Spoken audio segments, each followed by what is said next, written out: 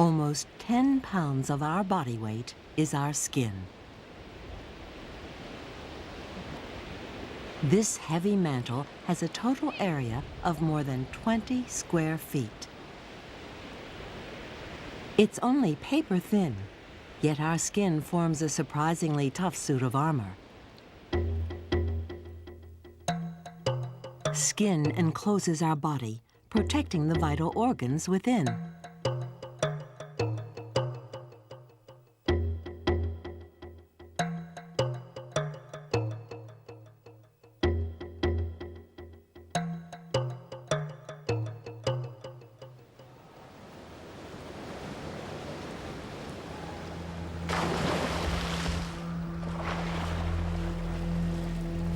As Kadamba swims, her outermost layer of skin acts like a personal wetsuit, keeping water out of her body.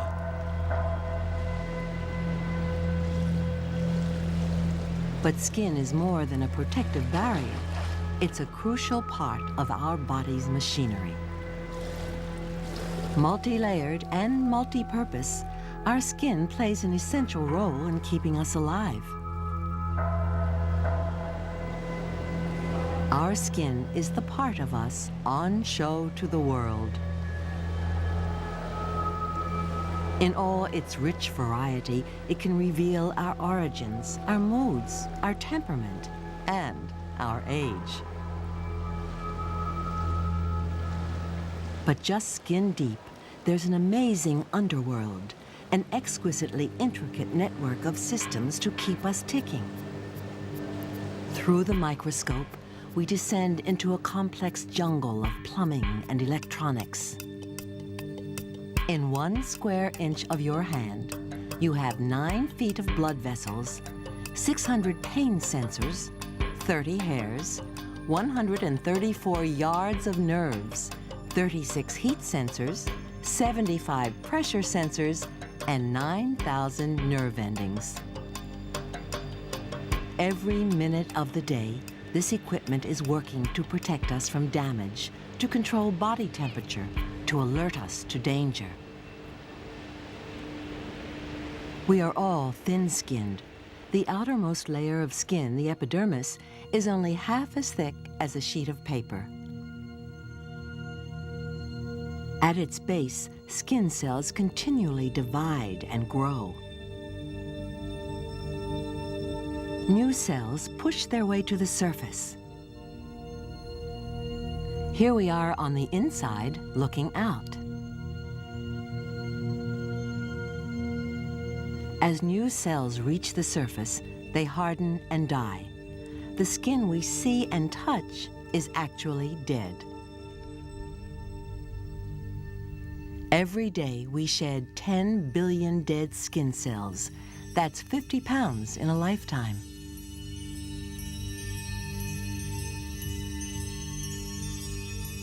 As a result, the epidermis is constantly replaced.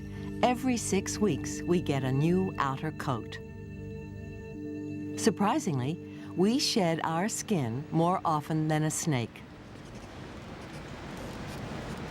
It's hard to imagine a layer of dead cells is the only barrier that protects us from the outside world. Without it, we could drown in the rain. These outer cells overlap like roof tiles to keep water and chemicals out and body moisture in. Lose that layer, and you could die as vital body fluids leak out.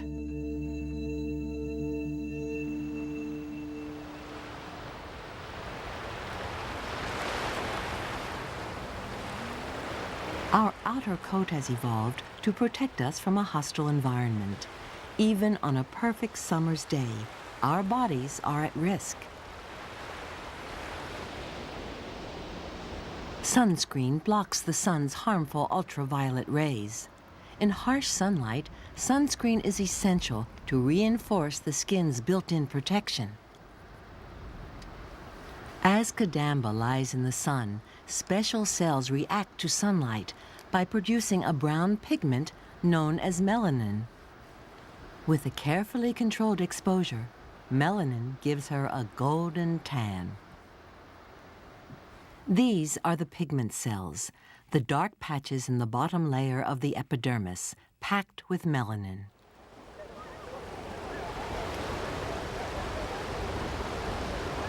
We all have the same number of these cells, but in dark-skinned people, they are more active. The more melanin produced, the better the protection. So fair skin is more vulnerable to sunburn and skin cancer. But we can't avoid the sun altogether. Skin cells also use the energy in sunlight to manufacture vitamin D, which helps build strong bones. Our journey now takes us down to the second layer of skin, the dermis. We are entering the machine room in the world of flesh.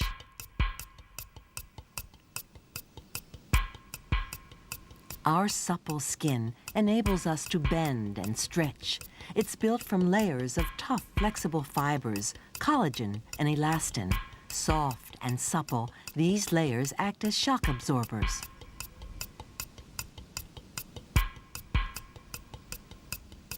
Their elastic properties are amazing. Pinch your skin or stretch it, and it springs back. But our flesh does more than keep us mobile. Whatever the weather, even on the most sizzling of hot days, our skin controls our body temperature. Buried in our flesh is the plumbing which stops us from boiling. Sweat glands are part of the body's thermostat mechanism. They play one of the skin's most crucial roles. Oozing out through the fingertips is a salty fluid which evaporates to keep us cool. Our sweat glands can produce 2 gallons of it a day. The salty residue is what makes us feel gritty after exercise. Perched on a sweaty forehead is a salt crystal, magnified hundreds of times. Here's the amount of fluid you sweat off on a normal day without even noticing. Rising air currents also carry away heat from our bodies. We are all hot stuff. Active or still, through hot or cold weather, our bodies try to keep a constant temperature. A thermographic image shows where Patrick's skin is losing heat. The red areas are hot, blue and green cooler. His hands are still cool. Patrick's hard-working muscles are generating heat, which threatens to raise his body temperature. In his skin, blood vessels dilate, increasing the blood flow to the surface. The skin must now shed this excess heat.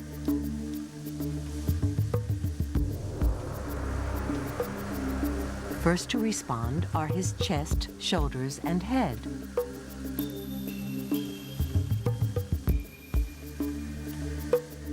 The increased blood flow shows up as light patches where his skin temperature has risen highest. Even his hands are now hot.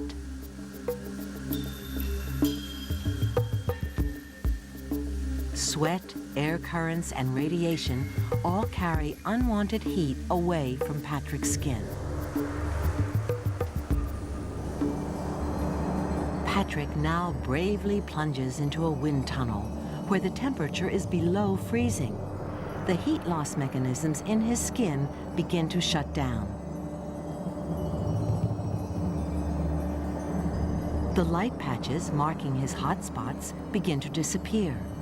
Blood vessels in his skin contract, and sweat glands dry up. He loses heat quickest from his fingers.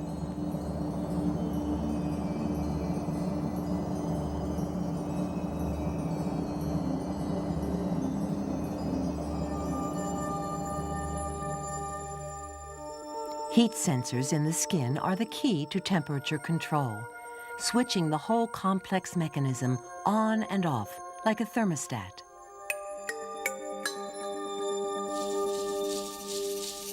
When these sensors feel cold, tiny muscles pull the hairs upright, trapping a warming layer of air next to the skin.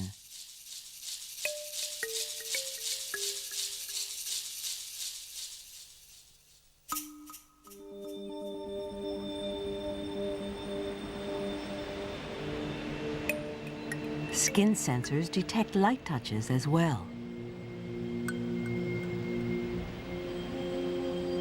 When a fly lands on Kadamba's face, the sensors alert her brain. She blinks, the fastest reflex.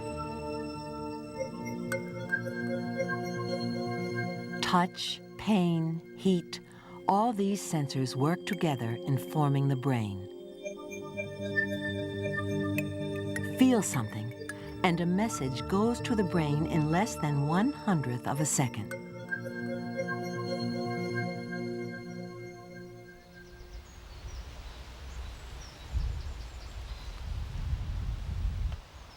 The touch mechanism allows David to read through his fingers. Our touch sensors are closest together on the fingertips.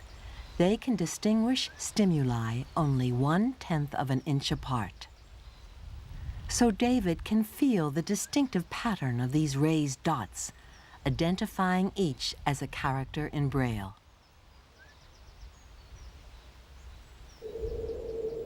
Braille is just one of the many ways we can use our sensitive skins to communicate with the surrounding world. A touch of the hand can speak volumes.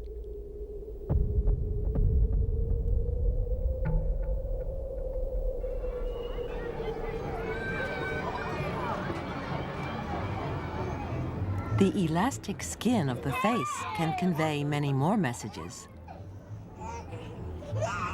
Dozens of muscles give this child's face its shape. They pull on her rubbery skin to contort her face into grins and grimaces.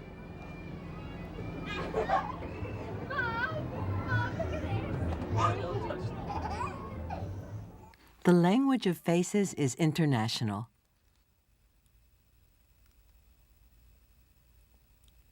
All these expressions rely on a special arrangement of muscle and skin. Compare a normal expression with a smile in a color contour picture.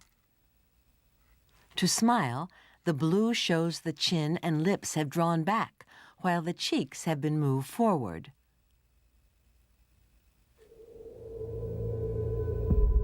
Our face and skin are not alone in making statements to the world.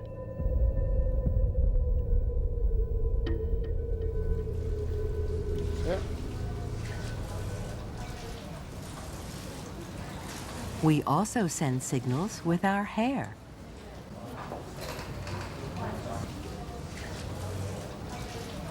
Hair is an outgrowth of skin, made from the same fibrous material as the dead outer layer of the epidermis. Hair grows out of tiny pits called follicles. The body has 5 million follicles, up to 150,000 on an average head.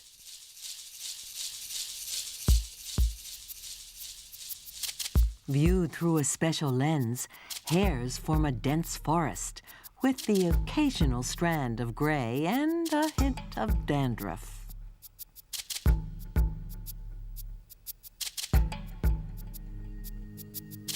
Humans are hairy.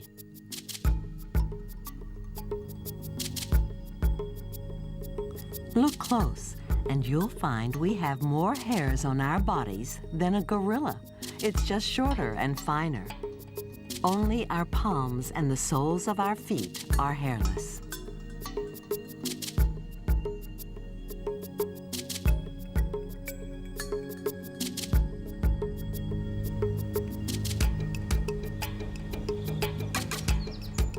Each hair grows 1/100th of an inch per day. You have so many hairs on your head that each day you grow a staggering 40 yards of hair. That's the length of this rope.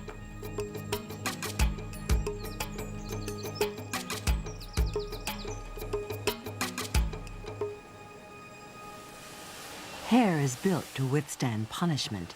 The ends of these hairs are over 3 years old. They've survived thousands of combings and hundreds of blow-dryings. Magnify a hair thousands of times, and you see its suit of armor, an overlapping layer of tiles like the outer layers of skin.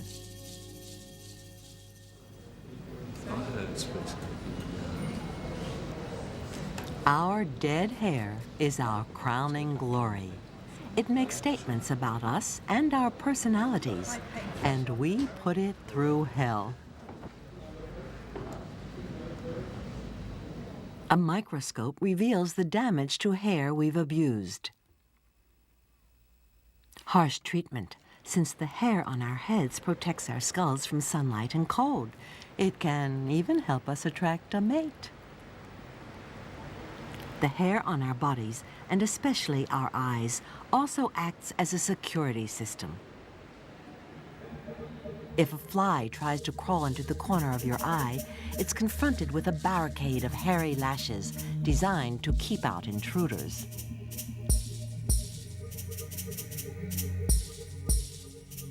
Our eyebrows are natural sweatbands, keeping sweat from our forehead from dripping into our eyes.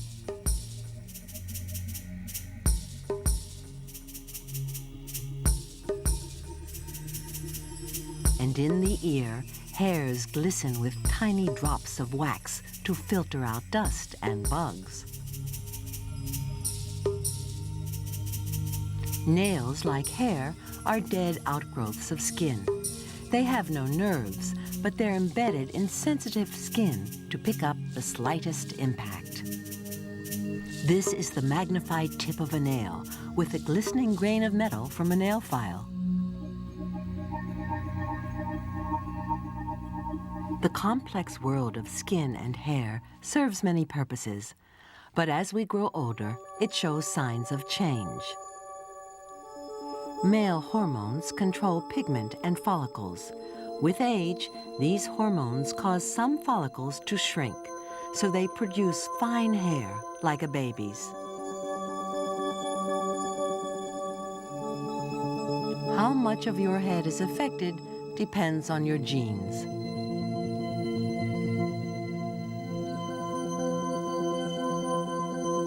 Gray hair has simply lost its color. Production of pigment slows with age.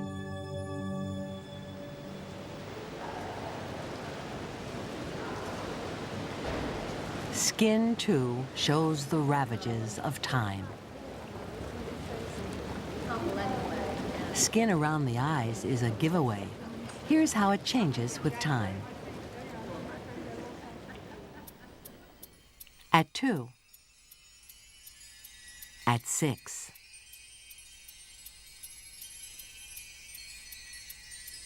At 20. At 30. At 40. At 50. At 60. The crags and crevices of advancing years. But why should skin look older? The outer layer is continually replaced, so even at 90, the surface skin is only 3 weeks old. What goes wrong?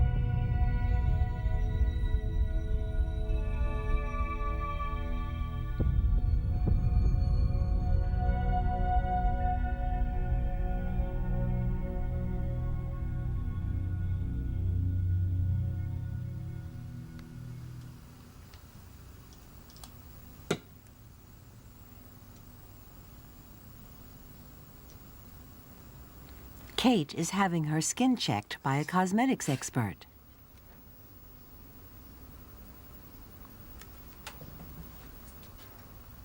She's now in her mid-40s. An impression is taken of her skin. Under the microscope, this is what young skin looks like. The typical quilted pattern of youth, dewy and puffy, lubricated by oil from the pores.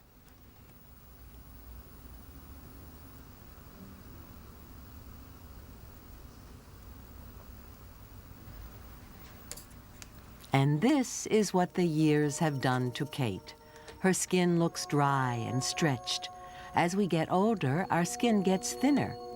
But are all the symptoms due to age? Look closer. You see brown marks, blemishes, yellowing. The skin becomes wrinkled. It loses elasticity. We assume it's due to age. But the real culprit is the sun.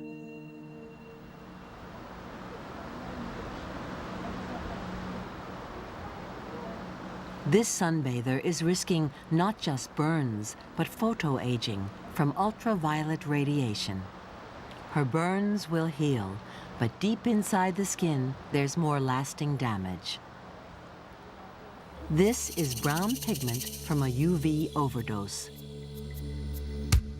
Triggered into frenzied activity, a cell which makes the pigment has been shot into overdrive.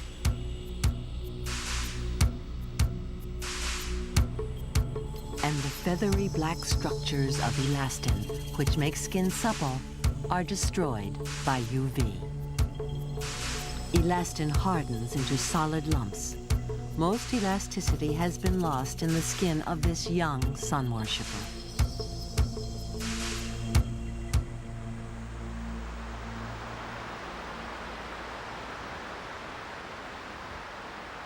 Feeling sun on our skin gives us a sense of well-being. Yet against UV radiation, our remarkable suit of armor lets us down. We have no sensors to detect it. We don't even know it's doing us harm until after the damage is done.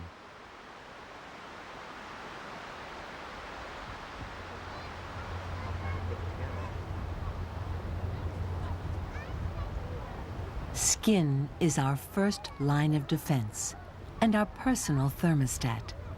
It keeps us in touch with our world and each other. It enables us to smile. It takes the strain of every motion.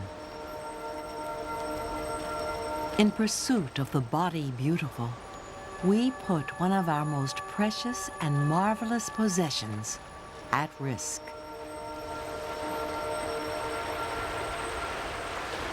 It's the most exquisitely engineered protective coat ever devised, and one that deserves protection.